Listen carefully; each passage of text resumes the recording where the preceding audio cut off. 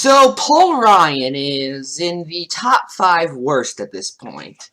He went on Fox News with Chris Wallace in order to defend the repealing of the estate tax. Let's just watch. Why repeal the estate tax? We're only talking about like 5,000 people a year. Look, there's already an $11 million exemption. I'd say two things. First of all, it's a fairness argument. Second of all, it's a jobs argument. You actually create jobs by getting rid of this death tax. Because you know what kills one family business from passing their business on to the next generation? The estate tax. But there are a lot of protections for family farms. We believe that this is a fairness argument. People work hard to build up their business, their farm, their ranch, all of their working lives. They pay taxes on that money all of their lives. And then when you die, you get it taxed away from you and you can't pass it on to the next generation. We just think it's unfair. Death should not be a taxable event, and we should not be stopping people from being able to pass their life's work on to their kids. The estate tax. Not a death tax, Paul. The estate tax. Okay, say it with me, Paul. Estate tax, not death tax, starts at $5 million.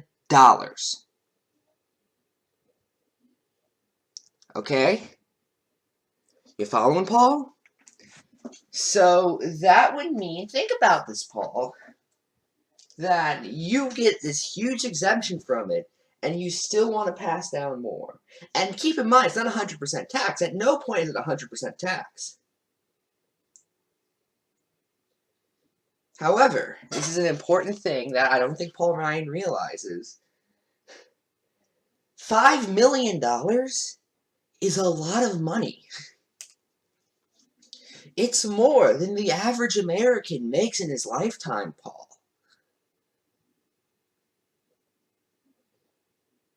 It only affects, I think, the top 0.02% of the population. You are not being taxed into oblivion when you just want to parent, when you just want to pass down 80 grand to your kids or something, or you want to pass down your small business to your kids. You know what the estate tax actually stops?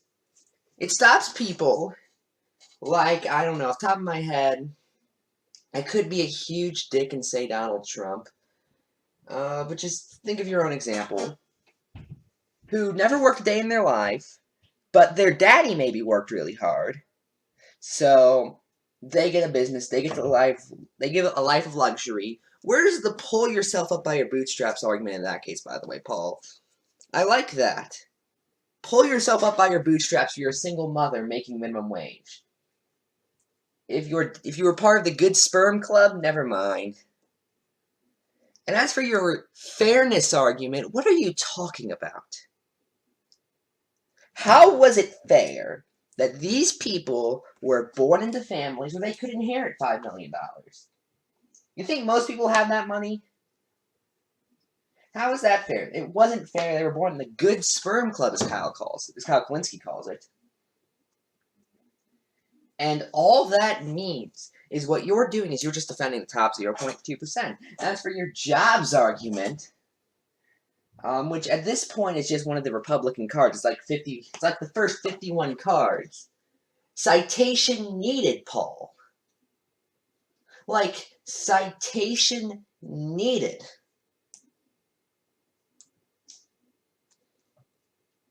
Did you know that when George W. Bush tried trickle-down economics, or supply-side economics, or Reaganomics, whatever you want to call it, the private sector lost over 600,000 jobs?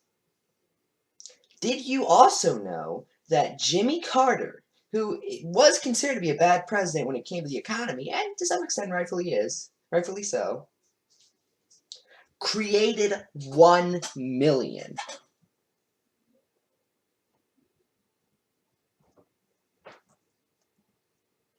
How does trickle-down economics create jobs?